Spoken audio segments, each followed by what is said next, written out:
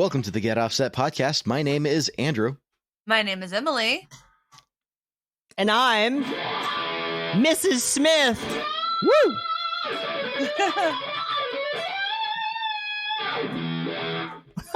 That might be the first musical intro we've ever had somehow. I've got my get off pedal here with your Black Lives Matter pedal cover sent to me by you guys. So I'm using it. All right. Andrew's BLM Antifa pedal. That's right. Love it. You know, it's a Marxist organization. Right, because that's a bad thing. Oh, depends on how rich you are, I guess. I know. Well, welcome. Sorry, that was welcome very to the political show. very early in the morning. I know. It's like I've got like 3 sips of caffeine. I'm like, all right, here we go. We're taking on centuries of political science. You're drinking coffee. I'm drinking a mimosa out of a can. I'm not actually drinking coffee. I'm drinking a caffeinated seltzer water because there was no leftover coffee in the craft that I could microwave. Oh, gross. Yeah, that's usually my Gross go-to. regarding the coffee, not the seltzer.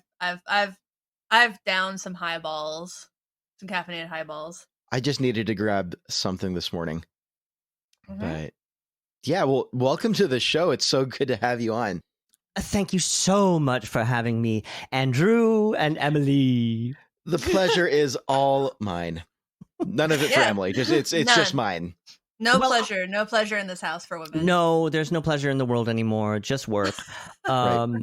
You know, I just so honored to be asked and so aligned with your mission. And I think what you kids are doing is great, and really excited for the chat. Yeah, thank you. That means a absolutely. lot. That means a lot. You know, one cat lady to another. Yes. We have to stay united across all fronts. Yes, we all have that in common. Well, I'm from really pushing the Dems. I mean, I've since been almost totally radicalized. I was a Republican in the 60s, and then I moved Dem, and now I'm almost a communist. And but I'm in that world. I serve on some boards, and I'm trying to get the Dems, as I have been since Obama, to include a universal health care for cats bill, universal veterinary health care. And, you know, you would think that this is an issue that all cat owners, whatever their political stripe, could unite on. But there are even some, this is how polarized we are. That's sad. Even some who call themselves cat lovers that will not support universal veterinary coverage for our kitties. Isn't that sad? That's so sad. So sad. I mean, Carrie needs to go see a doctor, Princess Carrie Fisher, sometimes. Exactly. Cats and can get such a slew of health conditions. And you don't want to worry about a copay. You want to make sure that the cab ride over there is covered, that every little possible contingency is planned for. Advanced procedures, even some, if need be, cosmetic procedures, for instance, glass eyes. You want all of these things to be covered. And yes, by the government. Yes, by the taxpayer. I'm looking at you, Jeff Bezos. And yet, we've got to get You said united on this. taxpayer. The hardworking he's Americans. Not a taxpayer, yes. Oh, right. Jeff Yes, Bezos. that's true. He's got it all hidden in Panama.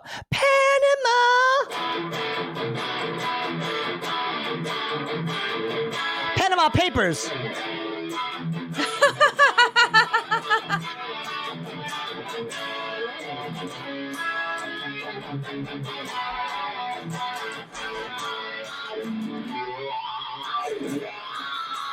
About made me jump out of my seat. That was a good one. Thanks. Panama Papers. I could do a cover of that. Panama Papers. Do.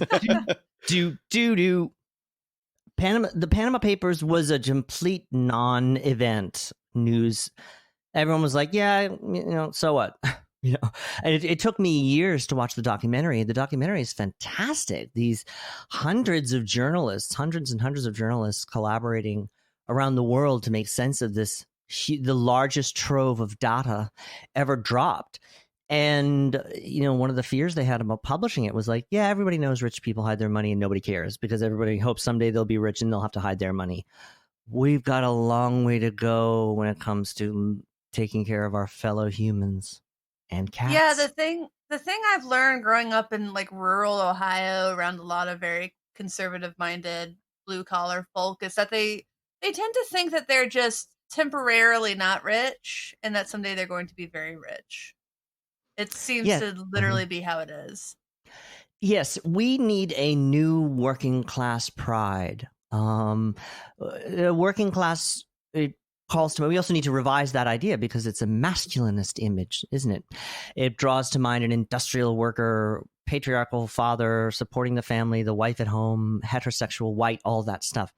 That's great. We want him in the union. You are welcome, and your spouse, and you are part of the American pastiche. Yes, part of the beautiful rainbow of Crayola crayons. But it also includes the freelancer doing underpaid digital work in Brooklyn, and they don't know how to pay their rent. It includes so many people who are working class. And we really got to bash this Kardashianism.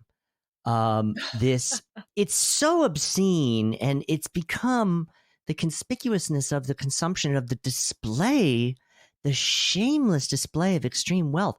Say what you will about the Rockefellers and, the Carnegie. I mean, Andrew Carnegie was no angel. And I knew him. I knew people who knew him.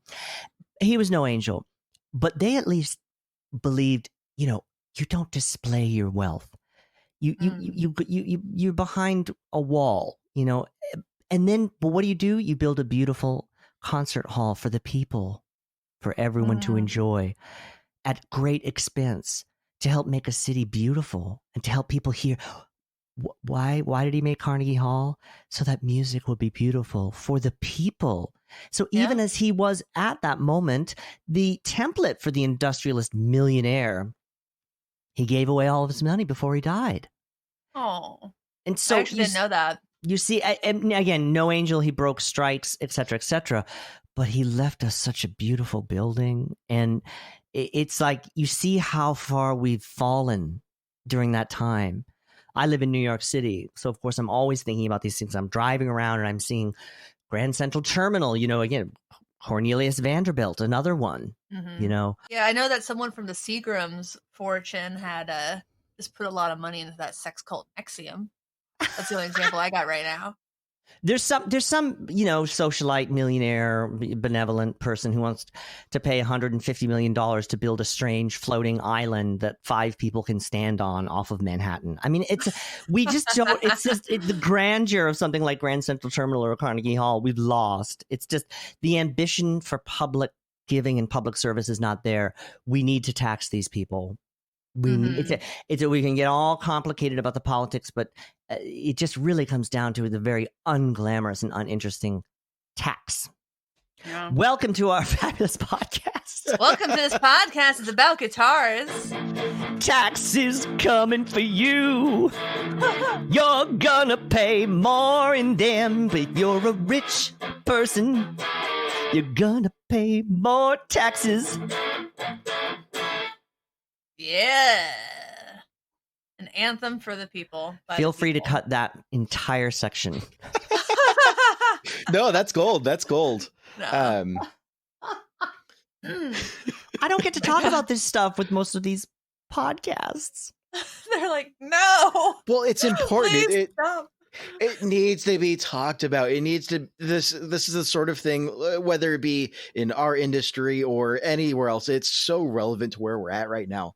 And to have the opportunity to be able to have that discussion respectfully and to be able to make jokes about it, it just completely foil some of the way that we've seen these discussions had, whether it be in the Facebook comments or elsewhere. Just it's always super refreshing. It's very hard because I'm double-minded about it, and anyone who follows me closely, it's so clear that I'm double-minded because I am an emotional person, and I struggle to maintain emotional equilibrium. I'm going to be honest. Why? Because my best friend, who happens to be a cat, Carlisle, is not in my corporeal life. Okay, he's not with me physically. He's with me spiritually. He's not dead. He's alive, but he's not by my side. And I am almost on the edge of buying a little kitten and getting my pet psychic to do a body switch That's how desperate I am. And I am consulting global cat bioethicists to know, is it ethical to transport the soul of a kitten into my Carlisle? And then we'll search for Carlisle, which will be the new kitten. And then when they're reunited, we'll redo the switch. This is why I have no equilibrium. I mean, I had no equilibrium when I had Carlisle too, so it's just an issue, but it's more of an issue. And also, in these times, there's so much stress. And so I started when the thing was elected. I said, don't talk about it. Don't talk about it. My first thought when he was elected, I was shocked to see the map turn red. And I thought, this is suspicious. I sense interference. I'm not a big Russiagate type, but it's clear that there was interference. I don't think he's, on the take with them. I just think he's an opportunist. But when the thing was elected, I said, don't give him any oxygen. Stay focused. But I did make a show that was focused around my being taken captive by a Norwegian death metal band and the Stockholm Syndrome, because I felt that we were living through the Stockholm Syndrome with him. And so I kind of just did it like it displaced, disguised. And people could sense that the show was about this dilemma. But as of, March, when now he's killing people, and with the income inequality and the climate, I just said, if I stay silent, it's like I'm being opportunistic, and I'm saying, well, I want more people to stream my music and, not be offended by what I'm saying and unfollow me than making a difference. And it felt not right. But what I will say, and this is a long thought, feel free to edit, but what I will say is this: when I speak out, it's been very hard, because then the comment threads become very angry, and I don't like very that. Quickly. And then I think, I created a little room in my world, and when I open the door, there's people throwing knives at each other. And then I'm blocking people, and that feels gross. And it just, and I know that the algorithms are such that when that activity is happening on a thread, it gets promoted and more people see it. And I've struggled with how to do it in a pro-social way. Mm-hmm. Oh, absolutely. One quick question of clarification, just for anyone who might not have picked up on it so far. The thing, we're talking about the Tangerine Palpatine, correct? Yes, we're talking about the man-child narcissistic personality disorder, the dysfunctional father at the head of the family table, and then seated next to is the spouse saying, I don't see why are you taking everything he says so seriously? That's your problem, is that you take everything so seriously, and then next to him, I just got Thanksgiving vibes like crazy. And then next to him is the older brother who tries to outdo him by being even crueler and is a torturer. Then there's the daughter who is acting out in outrageous ways with older men, that we've all become this symptomology. I suggest everyone have a look at adult children of alcoholics and dysfunctional families, because we all start to fulfill our role. And I found myself fulfilling a role. I would post something, and then I would get so angry at the response that I would then post more to make them more angry. And so, now I'm in the dynamic. I don't have my freedom. I'm not free. I'm not free at all. I'm not choosing. I'm acting out of emotion.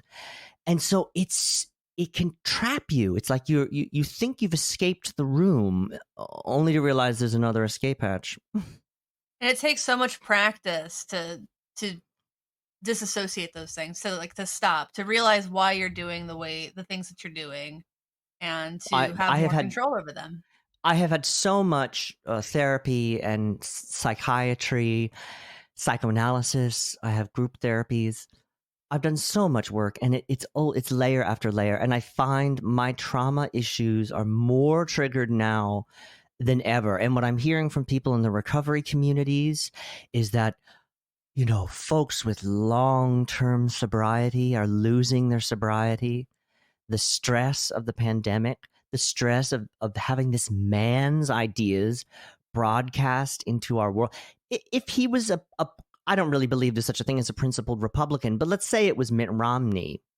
You know, policy wise, I would have a lot to say to someone like that, but there would not be that dysfunctional personality, which is a whole other drama that has unleashed it's demons. like, do you think Mitt Romney would have told people to not wear masks, or even George W. Bush for that matter, or Ronald John Reagan McCain, for that matter? or there's at least a level of at least public dignity.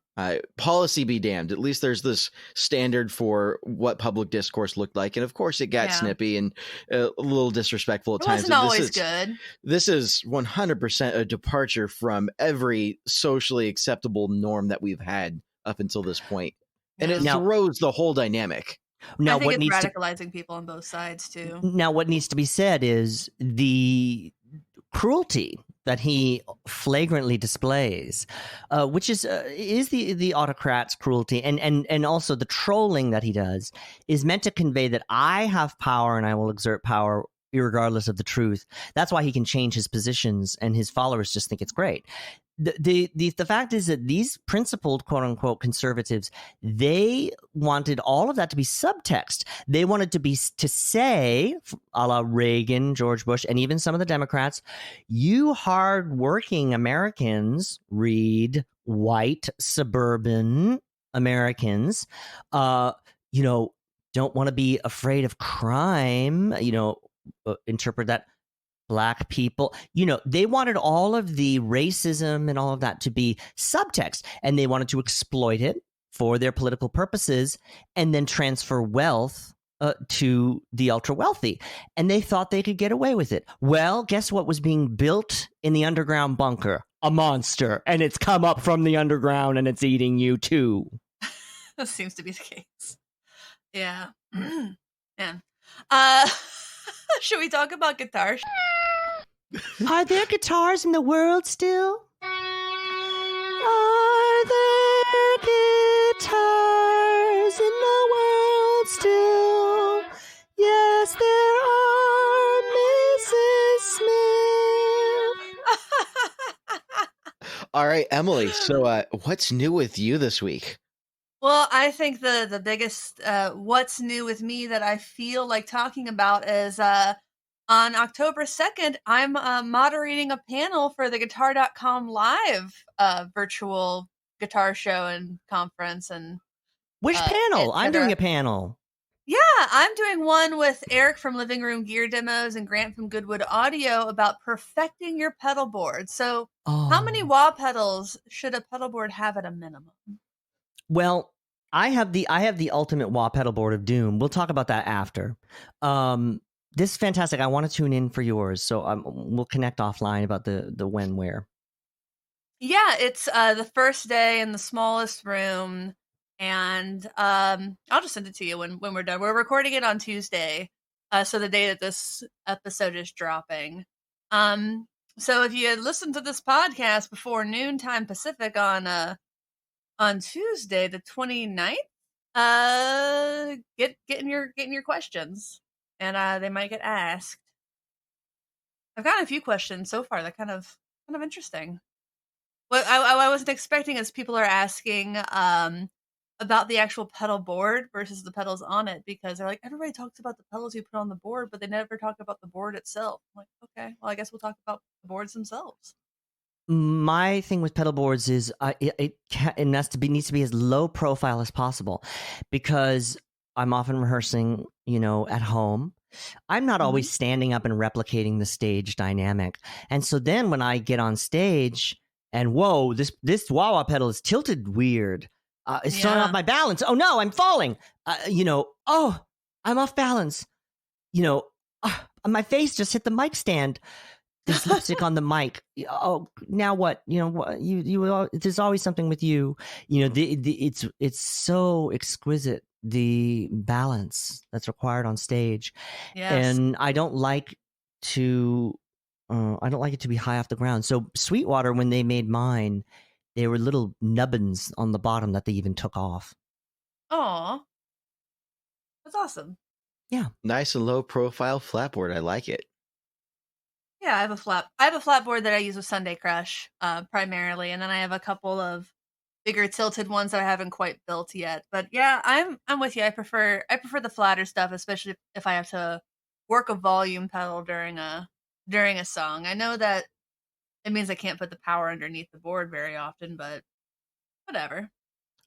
I've always gone with a tilted board up until recently. I did my current main rig is on an IKEA cutting board, and I've actually been I still tiered it using some risers for the back two rows, but I've kind of actually really enjoyed the switch to the flatboard. It just feels a lot. It More feels really natural. nice. Yeah. Yeah. I'm a short guy, so like if it's up a couple inches, like it looks like my knee is like up at a right angle. So yeah, I've never thought about that, but I mean, we're Well, the if you're same wearing way. a skirt, you have to be mindful of This the is front true. row. Especially if the skirt is above the knee. Now in school, we always got the rule: if you wear a skirt, it has to be at least mid calf, because if you're sitting there playing your trombone or whatever, people underneath you can see exactly what's happening when you're sitting. Which they shouldn't be looking. wait. We were You children. had they didn't have rules for guys. What? What? Well, there I are got to rules wear for whatever I women? want. I doubt that. That's because people weren't able to catch a view of your luscious knees when you were wearing pants, Andrew. Don't wear your chubbies on stage was probably, if you showed up wearing a pair of chubs, you probably would have been like, no, go home. Go home and change. Put on some underwear. Skies out, thighs out. Am I right? I like that better than suns out, guns out. The sky is out. That's like when the smoke cleared in Seattle. Oh my god, the sky. The sky is awake, so my thigh is awake. Okay, that sounds weird. I'm never gonna say that again. That sounds like a Guided by Voices lyric, honestly. Mrs. Smith, what's new with you this week? Oh, I'm getting ready to release a song and video called Antifa Niece. It's just a cute little song that's meant to not be controversial in the least. Just something to divert people from all of this crazy news, and then I too will be doing the guitar.com live conference thing. I will be part of a panel. And also doing my own workshop. The workshop is called Shred for Success. And so I will be dealing with some sort of shred kind of advice for playing. And the panel is the Great Guitar Debate. And it's sort of all the truthfully, I don't understand half of what we're talking about. I think one of the things they're saying is like, should Dumbledore even be allowed to be an amplifier? And I was like, I don't know who Dumbledore is. And so I've got to do all this Googling. It's a lot of in the weeds gear stuff that I really can't be bothered to care about. So Isn't Ryan Burke from 60 Cycle Home hosting that one? Yes. And he said he's going to give me Cliff's notes. Nice. No, I just have to get some opinions on things. I'm there to be the court jester, of course. Yes. Well, don't tell Mike Adams that, because I think Dumbledore is gay. Yes, he is. I stopped reading the Harry Potter books after the fourth one. Just too many words. I never went there. I bet Andrew either read them all or wasn't allowed to read them, so he had to read the Left Behind series instead. Andrew had to read the Rapture. Were all the films that you watched on VHS bad special effects Rapture music videos? You guys are about 85% on point, and I'm having terrible flashbacks to childhood now. Did you really have to read the Left Behind books instead of Harry Potter? I did not have to. However, they were one of the only interesting things on the shelf. I was not allowed to read Harry Potter. Oh my god! I mean, but your mom is so cool. She has come a long way, and so have I.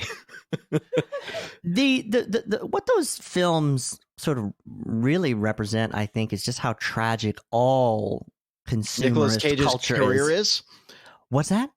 How tragic Nicolas Cage's career is. What Oh, about why Nick did Cage? what did he go Christian?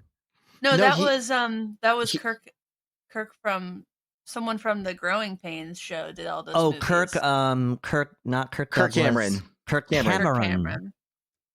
Yes, Cameron. the greatest director of Christian film of all time. Well, what it points to is just I love the idea of sort of, I mean, on one sense I kind of appreciate the subcultural nature of it. It's sort of always interesting when subcultures have to make culture and they try to mimic mainstream big budget culture, but they don't have the money for it. Right. That's always sort of entertaining to Oh, that's watch. absolutely the dynamic. And it growing up and being kind of just immersed in that, and then kind of getting like moving away to college, and then all of my other less conservative friends being like, you never watched or read Harry Potter? What? How? And now you never will. No, well, and I did. I did after Melissa and I got married. She accepted me for who I was, but then forced me to improve. And so I read through all the books, and then I watched all the movies, and I've done. I think I've reread those them. books are so long, dude. They're so long. There's so many words in them. I don't mind reading. I love reading. I just don't. Yeah.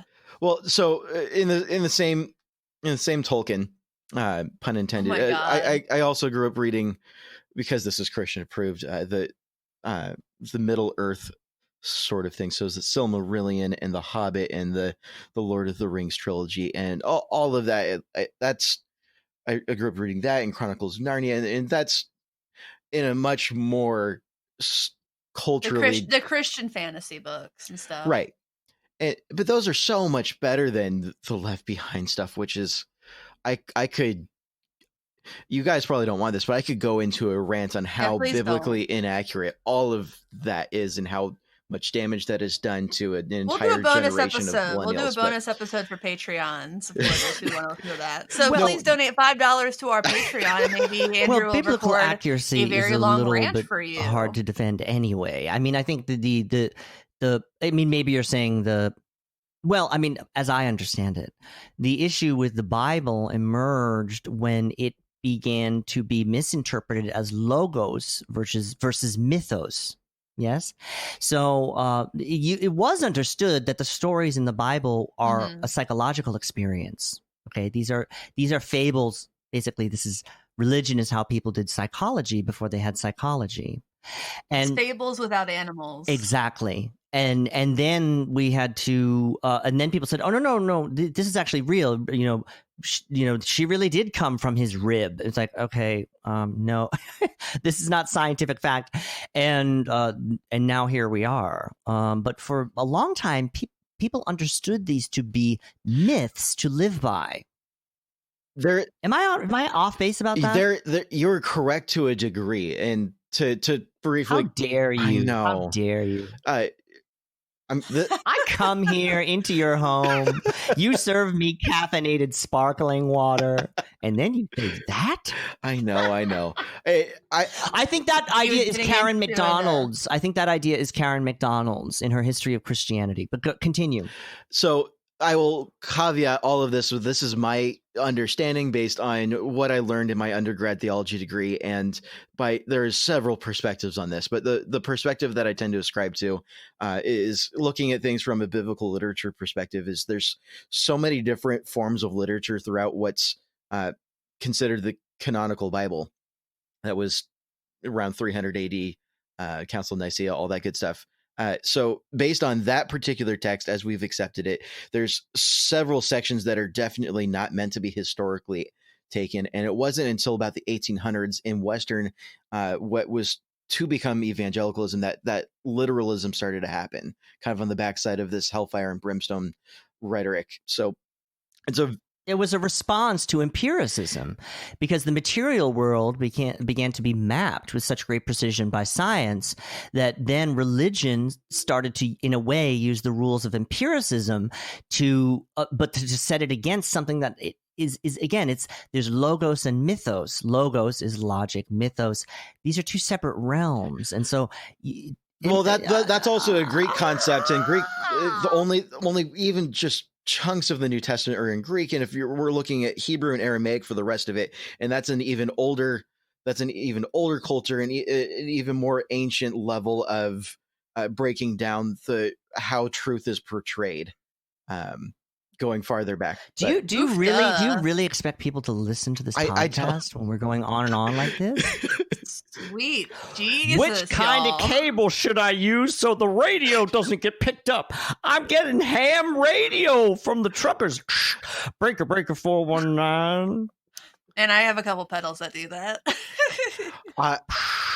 it was like late at night a couple of weeks ago, and I was just playing through my rig with my headphones on, using the Iridium as my headphone amp, and I just had this strange idea. So I turned on every gain pedal I had and turned it all the way up, and kind of just set. I used my Scarlett to bring down the level that was actually going to my headphones, so I didn't burn those out. And I just curious, what radio station am I going to get? And I'm pretty sure I was getting 103.7 because you were getting an FM station. I was getting an FM station. That seems. I always only get AM stations. Maybe it's just the part of Seattle that you're in. I don't know. Maybe it's because the Iridium is in stereo. I don't know. It was fascinating. But it was here's what really bothered me the most about this, which is funny for terrestrial radios. I had to wait like 15 minutes for a commercial for them to tell me what station it was. Wow. So you had to listen to I don't even know what that station plays at all. It was a 10-something.7, I think. And there was Justin Bieber was one of the had a track on their playlist, and it was just like that poppy, but it was through all of this fuzz and distortion and overdrive and just everything that I've got on my board. And then while I was waiting for the commercial break, I just started playing with reverb and flanger, and I just kind of hit that. I'm done practicing, and I'm just completely screwing around now. Right. It probably greatly improved the music. It did. It made it more interesting for me, at least. Because what Justin Bieber needs is just some washy reverb, and it's fine. And a hard pan tremolo. He needs to go more doom metal reverb. Yeah, just a little shoegaze, maybe. Just experiment with putting the fuzz after the reverb. Throwing a Russian Big Muff, and now it's Slow Dive. There we go. Slow Dive. Yeah, I prefer the no wave Justin Bieber. I do admit I prefer Justin Bieber pre-mustache. That mustache is god awful. Yeah, I mean, you could say the same about Anthony Kiedis. I don't know that I've ever heard a Justin Bieber song. I think I've heard baby. Yeah, that's the one. I mean, I think I heard one instance that okay, got it. Yeah, done. I think I love pop music from other eras. Everything from doo-wop from the 50s, the 60s, the girl groups, of course the 70s. I love disco. ABBA. I love in 80s pop music is just so wonderful. The new wave. There's so much great stuff. 90s. That's where it starts to, I believe, fall apart. I think it was those Britney Spears, NSYNC. Yeah. Although their songs are quite good, some of them, but it begins to fold in this thing of sound design versus songwriting. Yeah. And the songs are kind of meant to be sort of sonically stimulating, but not enriching from a melodic and harmonic point of view. And so now when I occasionally go on and listen, I every few months I listen to the top 10 on Spotify, and it's a kind of emaciated, hollowed out desperation. So kind of ghostly, scary. And the rock music is even worse because it's sort of trying to parrot that. The rock music is worse.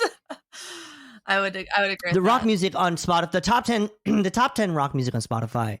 I've been railing about this, and I shouldn't because I should try to impress Spotify and get on their playlists. But the top 10 on Spotify is, if you play it side by side with any grunge song from the 90s, they're destroyed across, and that includes production. How can it be that we've never had more of these tools for production. We've never had more expertise. And yet the music sounds hollow. It sounds desperate, empty, frantic. It's really confusing to me. I don't know if it's that the absence of record deals, or if it was the time that people spent in studios with analog equipment, or the time spent composing versus creating in a computer. I don't know. Maybe the lizard people at corporate record finally got what they wanted. This is what they like. That's right. They listened to it while drinking blood. Yes, at Bohemian Grove. Well, they tried to do it in the 80s with those original digital synths. People always talk about how cold those sound. Yeah, but now it's fun now, though. It's now that's a vintage sound. But sometimes that was used for like artistic purposes, and maybe not so much right now.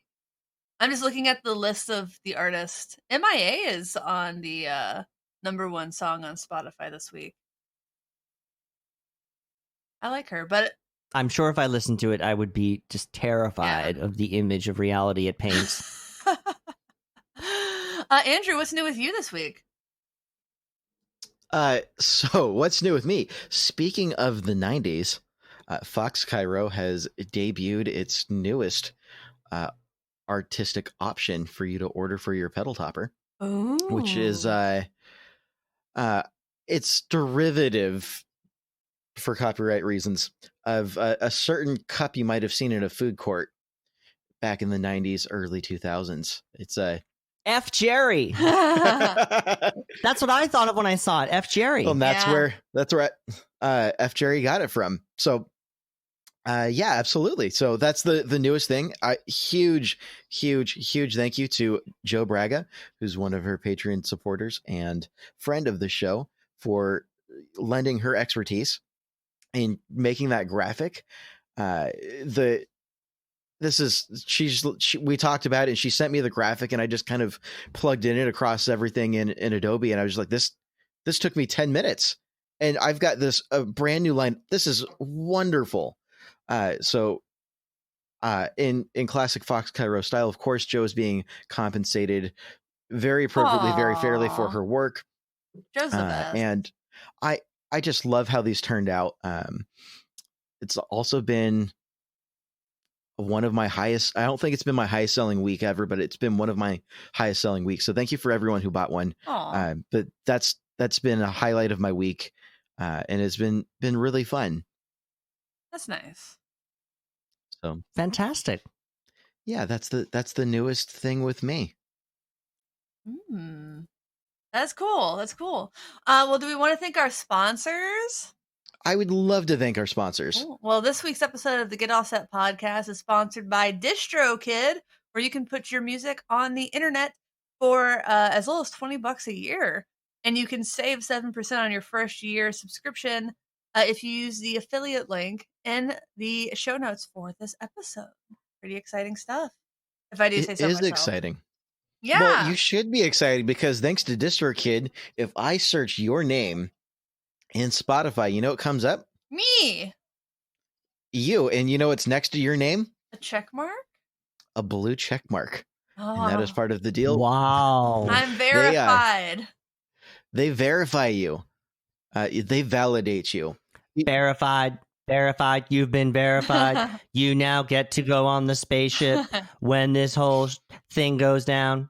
Verified. I will say I need to remove, because they have this feature. I have been incorrectly attributed to 2 songs that I had nothing to do with. Again, one of the most generic names in the world is Emily Harris.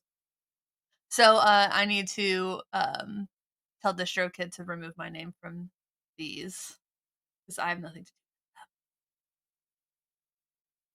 I feel bad for that other Emily Harris who's like, why is this folky on my page?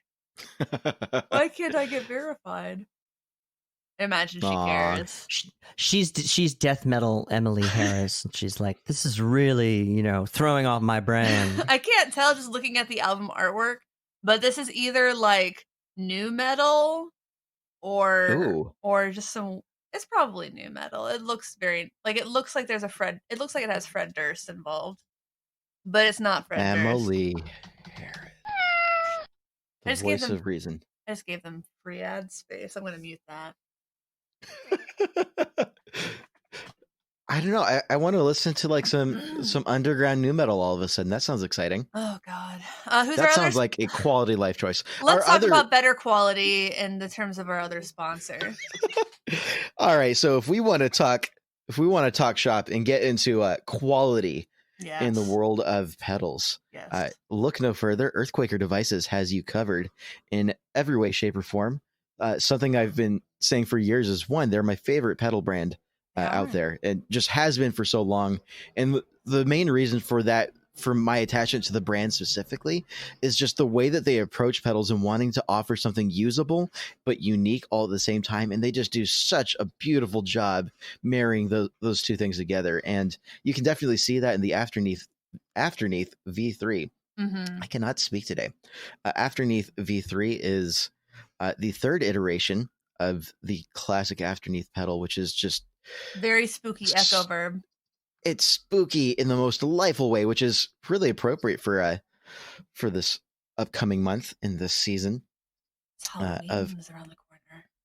It is Halloween.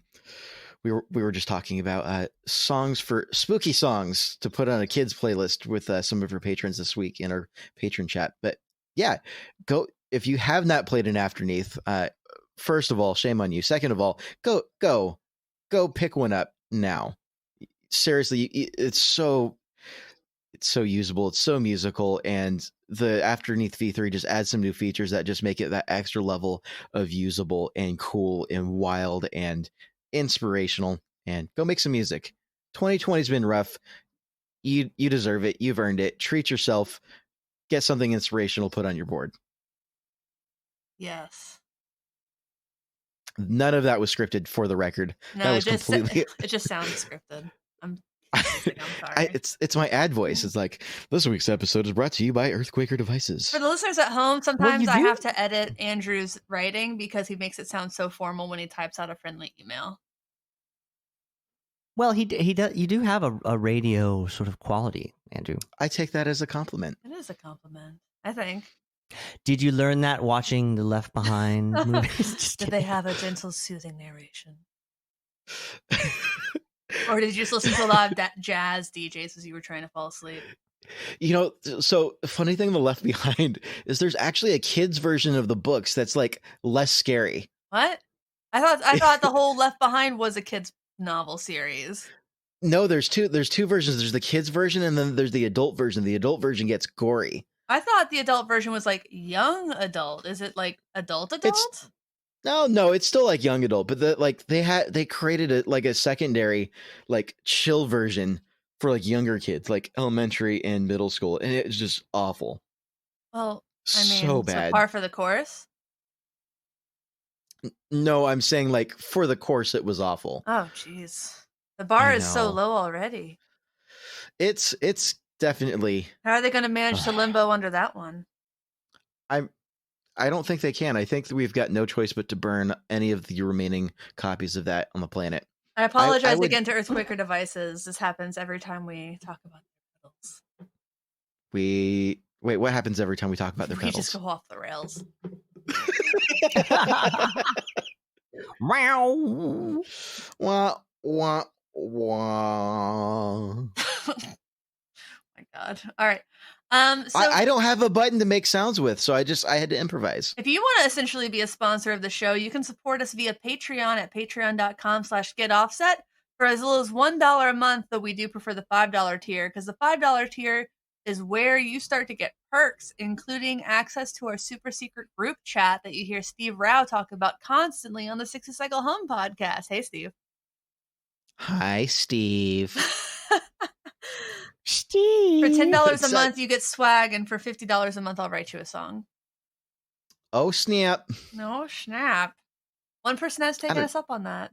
Props to Noah. Mrs. Smith, should we add a tier like $25 if you join in for $25 a month? I will give slightly intoxicated theological rants. I think that should Yeah. happen. You've got to listen. You got to make it. You got to get those perks. Get them perks. Yeah. So we also have merch at getoffsetpodcast.com/shop. And please know that if you only buy stickers, I think kind of lose money on those now that I look at the receipt. So I might have to raise the price of the stickers. Aw. Buy a I've shirt. still got a stack of stickers sitting right next to me. Let me look at my desk. I have some buttons. I've got like a bag of buttons, probably like 20 of them here. I've got stickers. I've got magnets. You were supposed to give all of those away at NAMM. I was supposed to give them all away at NAMM, and I got so enthralled just walking around the floor that I forgot I had them in my bag. Yeah, and I just got so enthralled looking through my desk that I remembered I have a flask of whiskey in here. Oh, this podcast just got extra exciting. Just got extra lit. Let's go. Nice. Ooh, hello. I think the day this episode drops, I should be cleared. I should be cleared to drink again. Congratulations. Yeah. I know. I think it's been 6 weeks. Wow. Have you been on antibiotics? No, I had a sleep study done a couple months ago because I just haven't been getting restorative sleep for years now. And the result came back that I have restless leg syndrome. And kick'ems. The kick'ems. So apparently I kick about on average every 60 to 80 seconds in my sleep. Jesus, how does anybody sleep in the bed with you? Well, it's not like a big kick. It's like just enough leg movement to wake up my brain just a little bit. So I literally have not been sleeping for years. Like subconscious, like when I'm asleep, my brain keeps like slightly waking up throughout the night. So as I settle into a treatment routine for that, part of that has been to be completely sober off of every single substance on the planet for the last 7 weeks, just to kind of settle in and make sure that everything's working as it should be. And then slowly reintroducing some of my vices. So nice. Yeah. Well, good for you. Good for you. Self-care is important. Highly recommend it for everybody. And especially, 2020 has sucked. Self-care has got to be a priority this year. 100%. So yes, it's hard. It's my encouragement for everyone. Mrs. Smith, what do you do for self-care? Absolutely. I take a long walk every day. I try to walk at least 7,000 steps, sometimes up to 15 or 20. Yes, I walk in the park. Therapy, psychiatry. I attend groups. And prayer and meditation, these are tricky. I got a mind that races. But I try to, sit still and still the mind a little bit. Nice. Watching the diet is also really important. Pushing the sugar too much bread, things like that. And yet, we reach for those things when we're feeling anxious. At least I do. So same. It's been a very tough time. It's been very tough, and it can be very difficult for people to access care with the way insurance and especially psychotherapy. It's too expensive, and so it's just really, I really worry about folks out there, and I think it's why we see things, for instance, like QAnon spreading, which I think is very dangerous and a sign of real unmet anxiety. And, these are good people caught up in a bad time, without recourse to effective tools. And so the anxiety goes there. It goes to these moral panics. I think that you can say this, like, you can compare it to the satanic panic in the 80s. It's exactly the same. Yep. It's kind of wild. Andrew, did you grow up with satanic panic stuff? You mean are we talking about the sort of thing where if you play Pink Floyd backwards, you realize you're bored? No, like the idea that there are people walking around society who literally worship and make sacrifices to the devil, and they do things like abuse children, and they work at preschools and stuff. So Chrissy Teigen. Yeah, totally. I got that. Oh, don't talk bad about our local lady. I love Chrissy Teigen. Oh, or Tom Hanks. People literally think Tom Hanks eats babies. Is this real?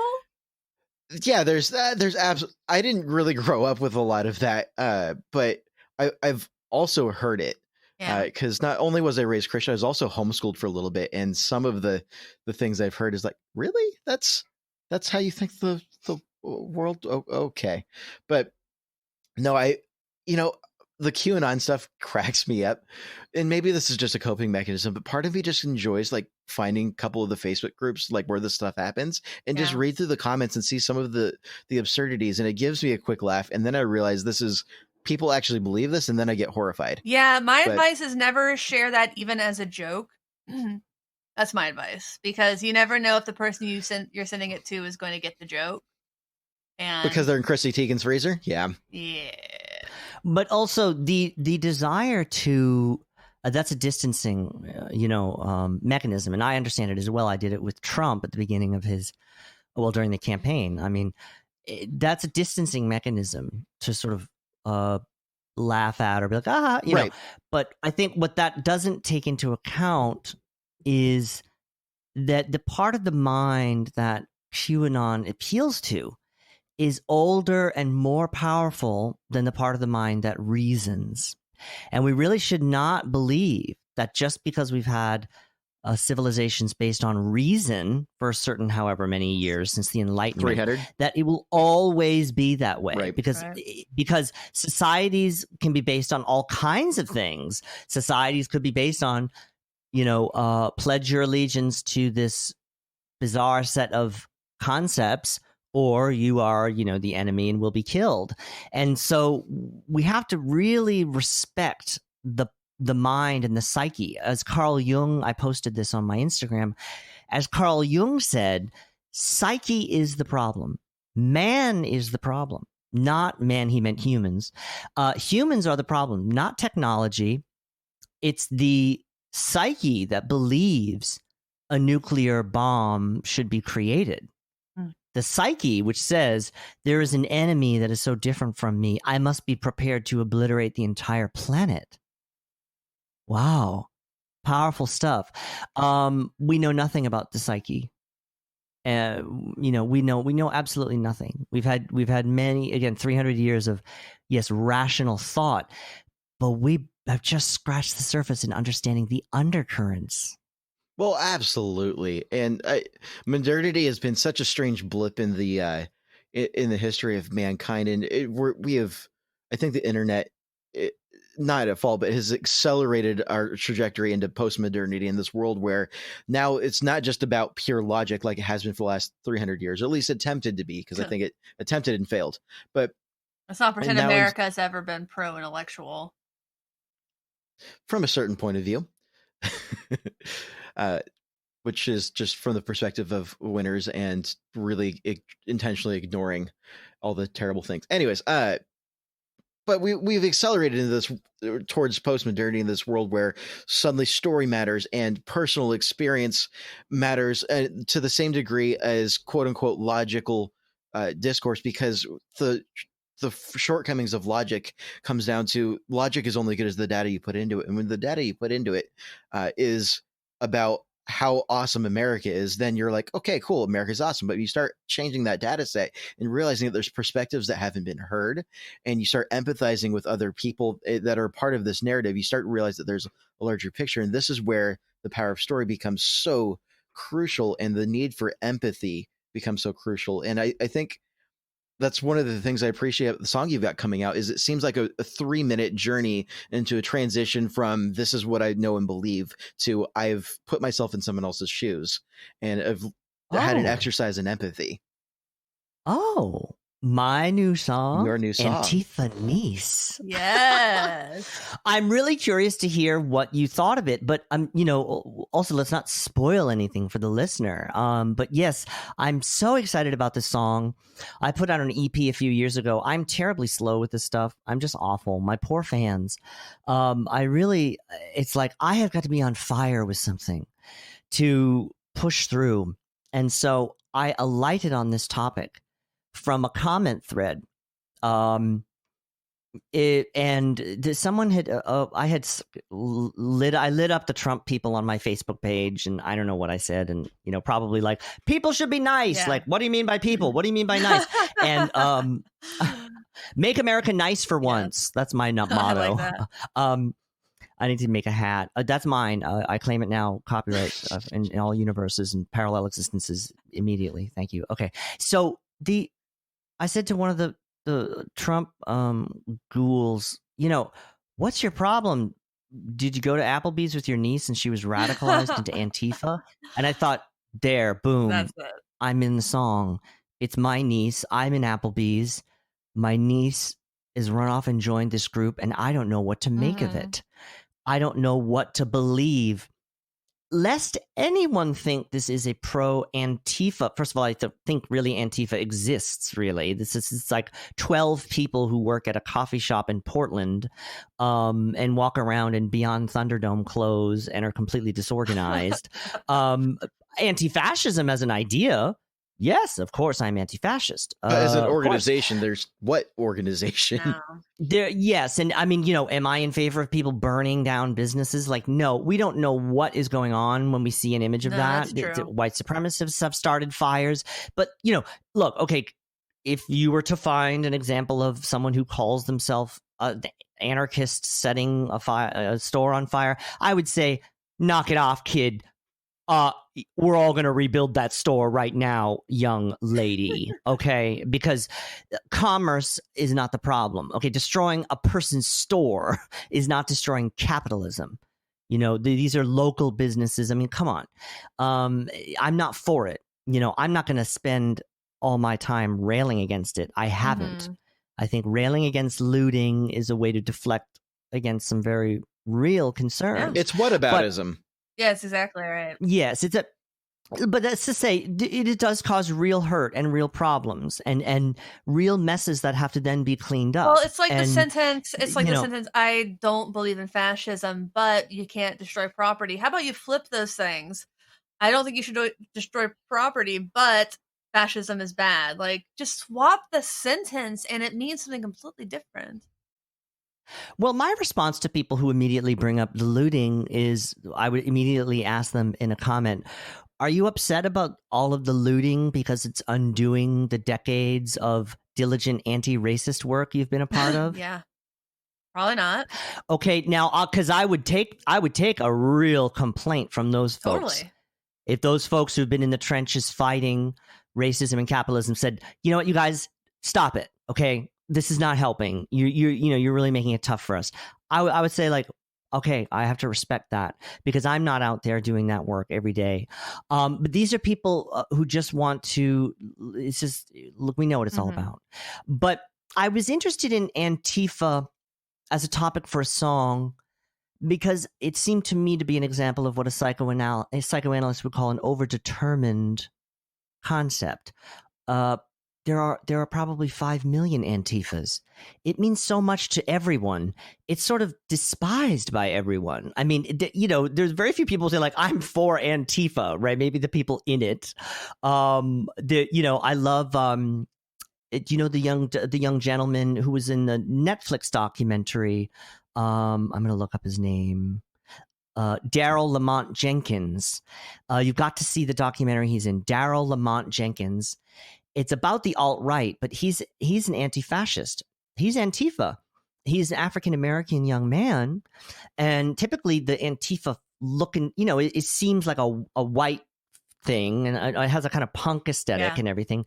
But, he says Antifa's anti-racist and everyone should be anti-fascist. And I was really inspired by him. But there's very few people you will find who will stand up for Antifa. I mean, the liberals don't like them. Of course, the conservatives are turning it into a label like terrorist after 9/11. It can be sort of applied to anyone. Right now, New York City, I'm told by Donald Trump, is an anarchist city. So Seattle. Yeah. Okay. We're an anarchist jurisdiction. Reading.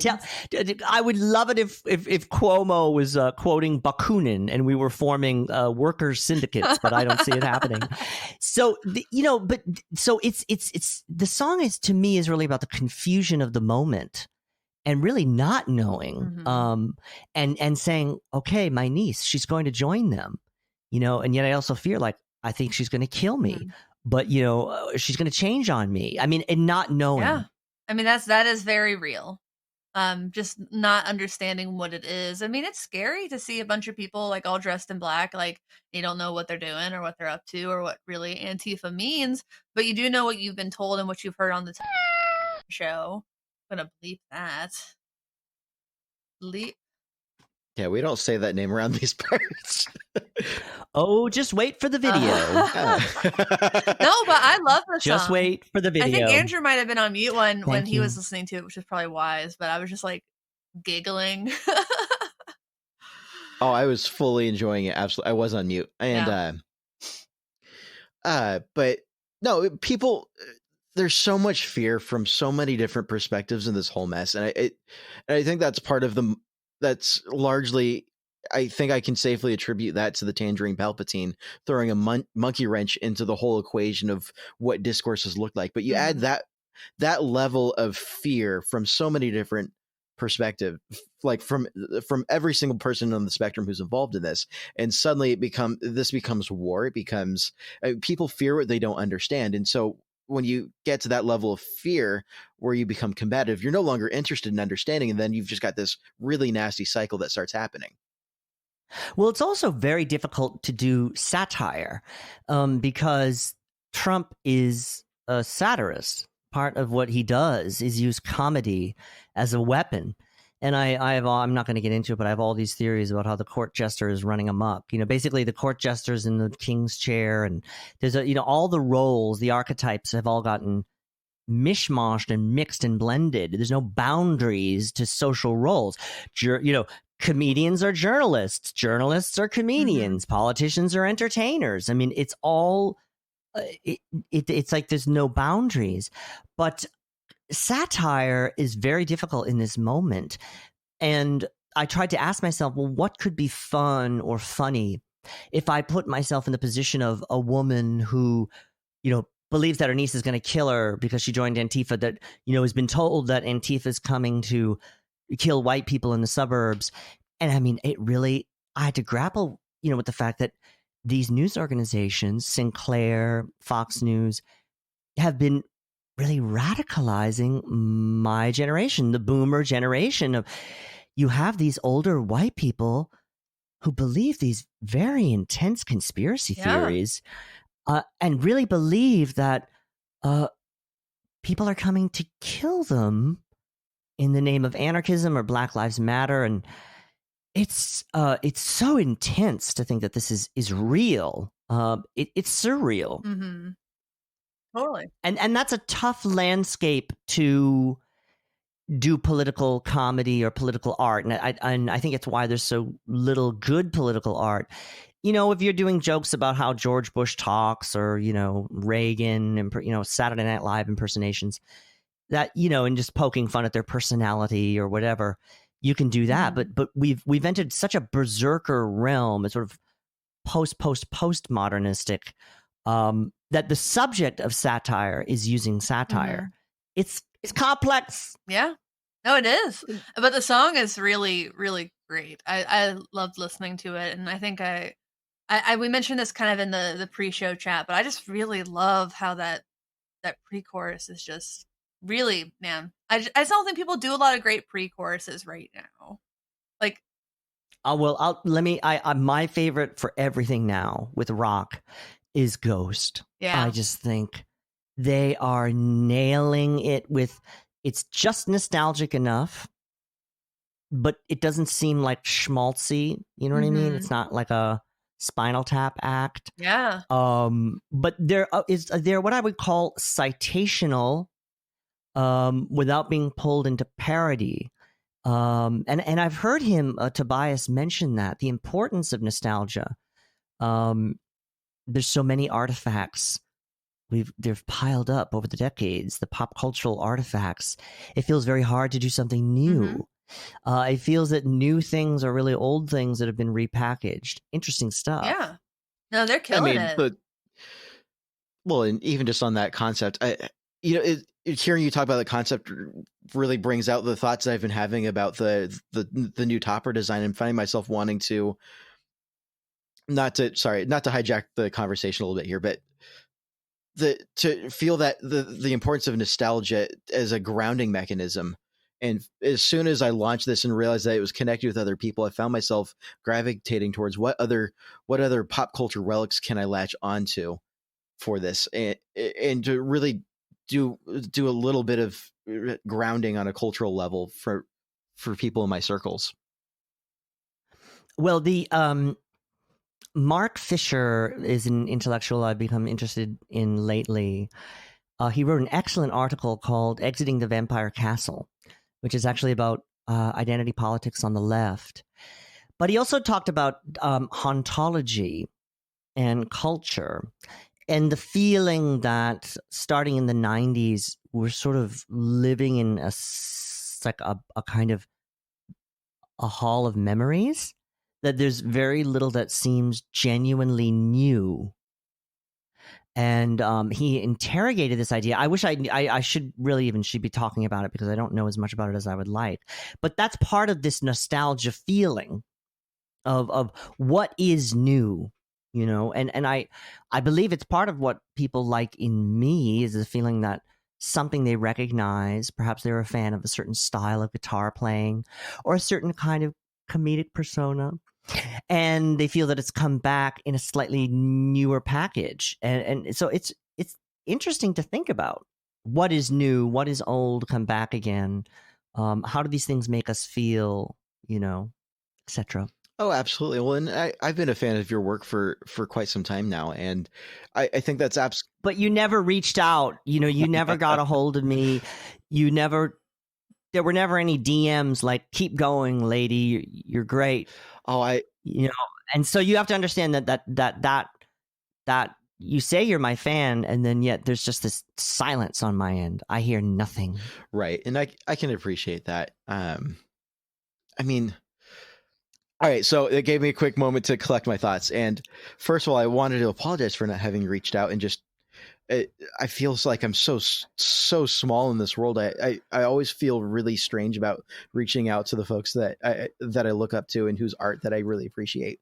So, well, can I tell everyone listening, please reach out. Please reach out. But I want to say some rules about reaching out. Yes, there are rules. There are rules. If you slide into my DMs and I reply, which I do reply, it is not an assistant. There is no assistant. They've all quit. They all quit within the first week. I don't know why. Because it's a lot of exposure. They get a lot of great experience. I can't pay, but it's a lot of exposure. But if you slide into my DMs, I am replying, probably lying in bed, fighting a manic depressive mixed state. If I reply, please understand and try to keep it to like one or two back and forths. That people, it's like they get you, and then it's like, now that I have your attention, and then I feel bad not replying, because it's like, well, I can't, reply all day long, or inevitably there's a song they want me to give them feedback on. I've started to tell people I really can't give feedback on songs, because first of all, I can't know what an artist should do. And I don't think anyone should give anyone feedback on any art ever. But you should really be asking somebody who knows you well. I wouldn't even know what to say, And so, yes. But keep it up. Keep thumbs up. It's always appreciated. Yeah, I mean, that's the thing. Like, say hi. But understand we're not necessarily going to be friends, and try not to push that. And also, for the love of God, please don't find my personal Facebook page and message me there. Message me on the Get Offset channels. Use the form on the website. I'll respond there 95% of the time. But if you send me like direct messages to my personal page, I don't even read those. It's a rule.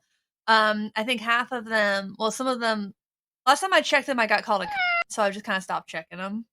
Oh, come on. Yeah.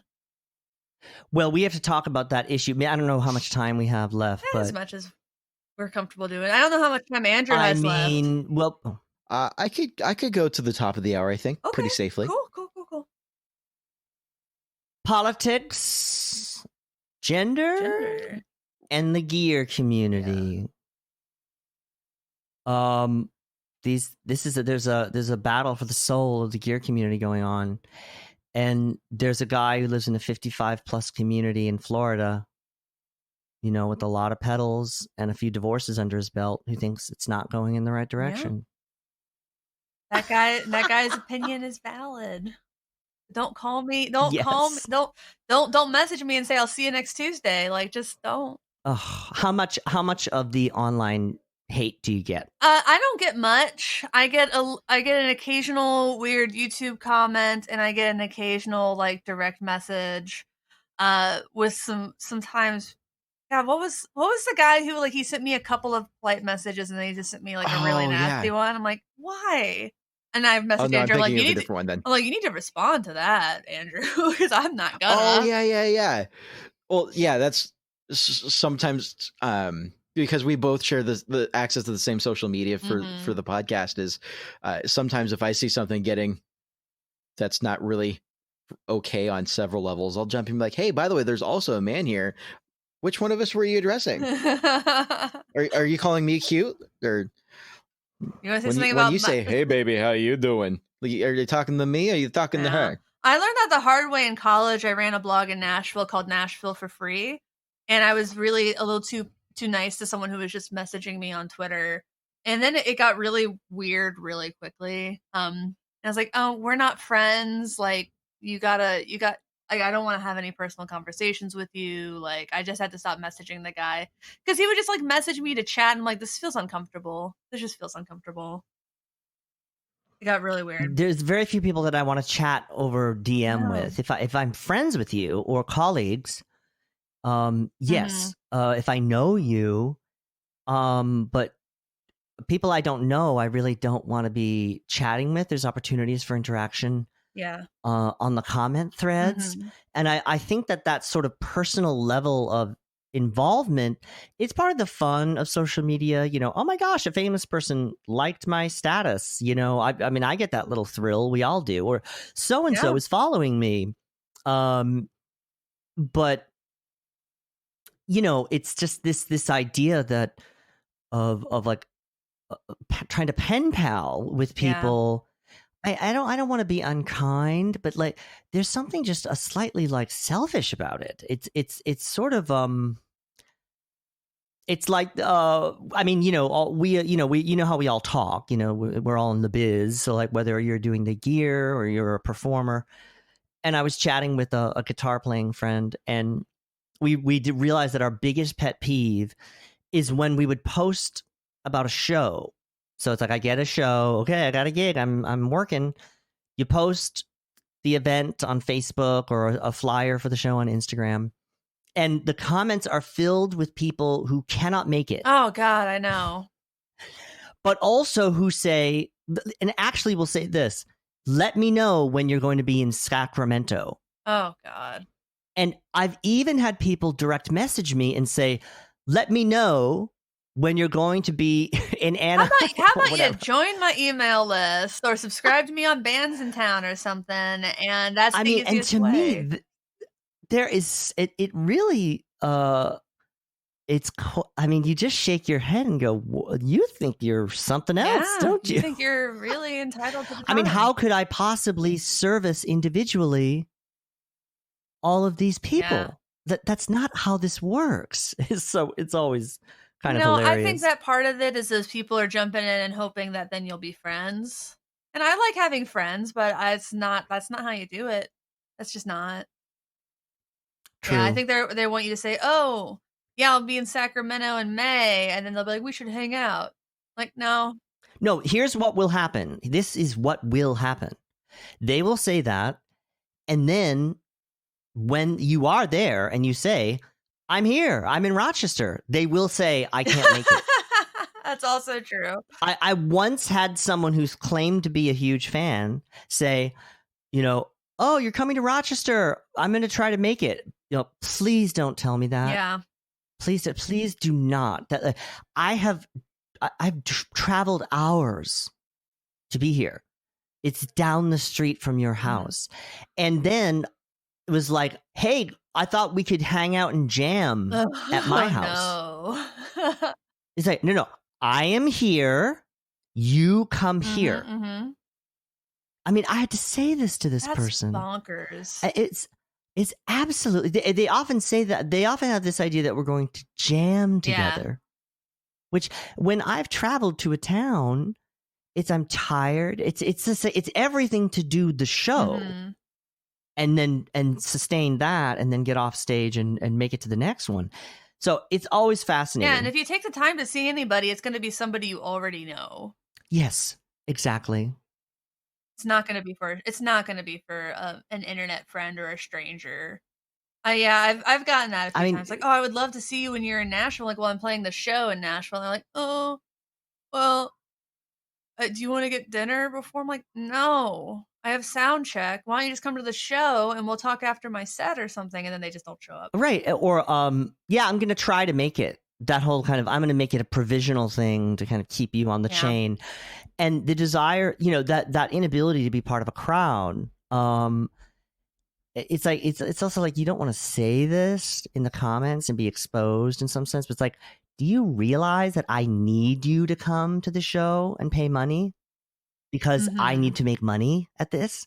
All this interaction that you get online that you claim to love so much, I do not get paid for. What I get paid for are the shows. It's a real, I don't think people understand the business. I mean, I think in many ways the business needs to explain better to the fans how it works. I mean, I've even had fans who they'll become guitar students and we get to know each other a little bit, and when they find out like what it all looks like financially, it really is an awakening for them. That it's like you don't get paid to be in Rolling Stone, or Guitar World. You don't make money for No. And it's surprising even to if people. You do make money, it's probably not a lot. Like, you have to be so high level to even like make a living doing this. I mean, we had this band called Charlie Bliss on the show back in January, and the singer's talking about how like people from her high school will talk to her like, oh man, you must be just rolling. And she's like, I can barely pay my rent. And I share an apartment with my brother and his girlfriend. Like, yep. It's like, it's not that glamorous. Like, last time we were in Austin with the band, last time we went on tour, the one hotel we stayed at other times was like crashing on floors on yoga mats. We stayed at like a Red Roof Inn in South Austin, and I had to share a bed with the drummer. So I very much enjoyed joking with him about that. Well, there's often there is a day job of some sort that's very understanding, and the music is a side gig. A lot of musicians, they're carpenters. They maybe even work in a factory. Other times there is a spouse with a job. Spouse does the daily grind. So these are the things that aren't really talked about or known. And people think, look, I mean, anyone can get a photo shoot.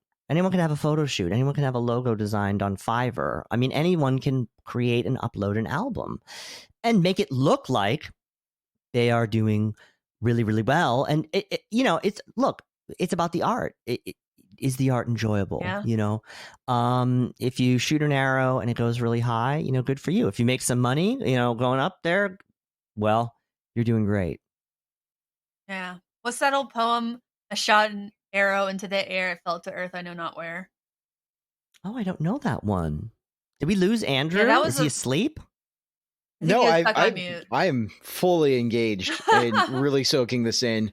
And I'm fascinated by all of this, partially because I've been the person messaging saying, "Oh, I can't make it," and you have a lot of nerve turning up here. How dare you?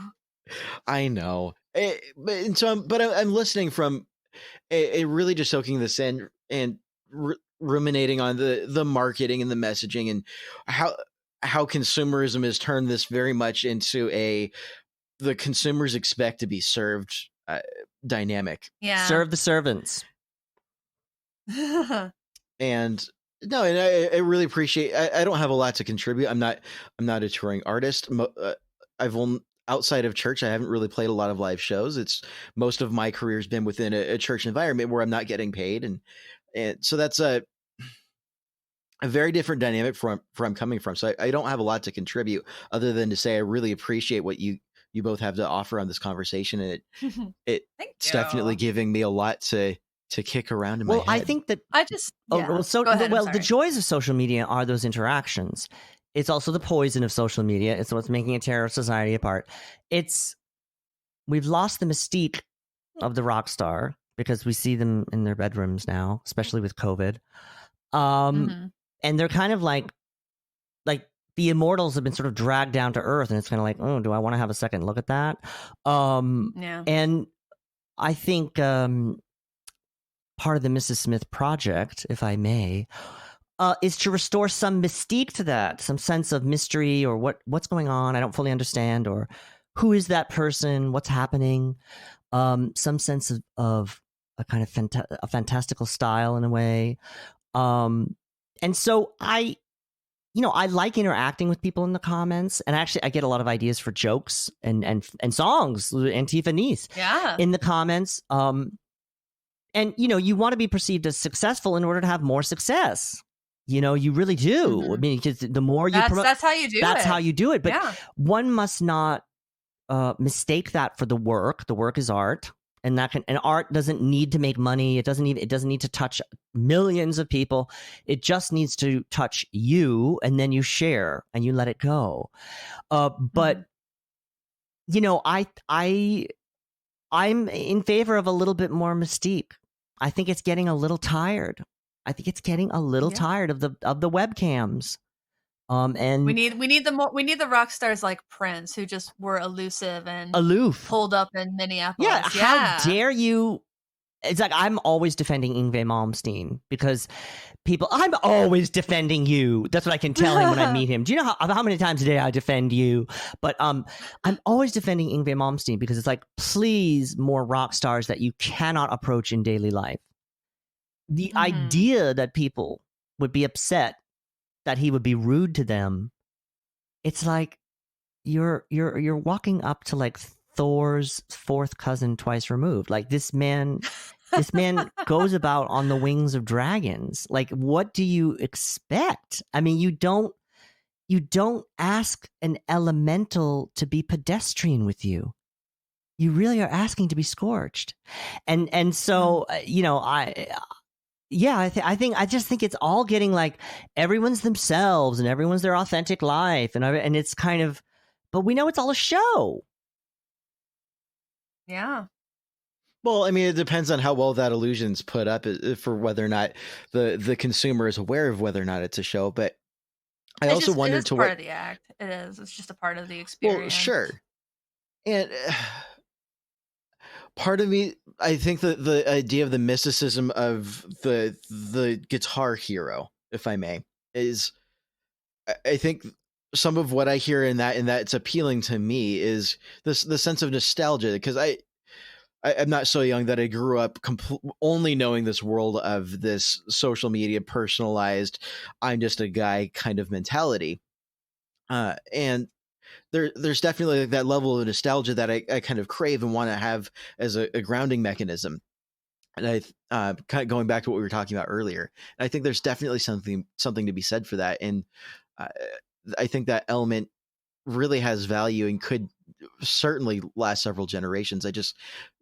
But nostalgia only lasts so many generations. So I wonder how long until without a significant revival until that's cycled its way out of orbit. Because so I'm 25, about to be 26. I'm a young guy. I'm right on the brink between millennial. I know, right between millennial and Gen Z, the digital natives. And even just looking at kids who are a couple of years younger than me and realizing how much more they're immersed in this and how exponentially removed every year younger than me you get, these kids are from this world of mysticism. And they don't, I mean, you don't even get that with Kanye or the Kardashians, because you've got the Kardashianism of reality TV has made it seem more accessible. And I don't know, maybe I'm just being overly cynical, but I just wonder how, if this is the only world that they know, they aren't reintroduced to this mystique, if this just gets lost in another generation removed from us. Everything that occurs to me is, and I'm not an expert, but I catch glimpses, and I just see like a lot of like just how junky and trashy everything is. I mean, there's a kind of falling apart quality to them. I think that they take pride in. It's very interesting. It's almost punk a little. But it's not oppositional. It seems very depressed, which I can understand. You know, I think of sort of Billie Eilish and some of these like mumble rappers, and it's kind of like, wow, like there's like we've got issues here. But yeah, I don't know. It's a very interesting time, to say the least. Mm-hmm. Yeah. Well, I think that Andrew has to bounce in a second, so that's probably a good place to give it a call it good, maybe. Yeah, I mean, to wrap things up in a bow. Andrew loves doing that. God, I just called you Rick. Just go ahead and sum everything up for us, white male. That's exactly go right. write your history books. I know, that's what I'm great at. I just assume that I'm a winner, and then I get to dictate what people take away from You this. see the grand narrative. Well, I'm a grand, and I'm here to tell you, you don't know narratives. And I think I could not possibly wrap this episode up. I don't know how you wrap it. I just don't. This has been all over the place. This has. I guess I could just, looking back on everything we've talked about, and just kind of where I sit in this existential dread of looking at the world, is just, it feels like there's so much culture at stake in every level of our lives right now that I feel like if we want to survive, we've got to fight for it. And that feels like such an anxiety inducing feeling. And maybe I'm wrong. I would love to be wrong about that, but that's just kind of how I'm sitting coming out the other end of this podcast, and at the end of the last couple of weeks that I've had. Oh, okay. Is that too? We have to fight. Too no, nihilistic? we have to fight for the future. We have to have an inner process and an outer action. This is about projection. All of these issues come from psyche. How am I, if I disapprove of Donald Trump? Am I willing to consider that I may be behaving in ways that he behaves, but I choose not to see because it's too unpleasant? Am I willing to address that? What is the pain behind that behavior? Where is the hurt? Because he is a hurt person. He has been hurt deeply. It doesn't matter that he grew up rich. Growing up rich doesn't mean you aren't hurt. It just means that you're hurt. I always say people who are happy don't act the way that he acts. They don't. And you just wealth doesn't take it away. He's a hurt person. But where's my hurt? What's underneath it? Will I heal it so that when I go out to act, I am acting in a spiritually synchronized way so that we can save the plants and the animals and the people, which we must do, the cats, of course, which we can do, which we are doing. Get off! Yes. Love it. Thank you for listening, and thanks for understanding. My name is Emily. My name is Andrew. And I'm Mrs. Smith. Goodbye. Bye. Bye.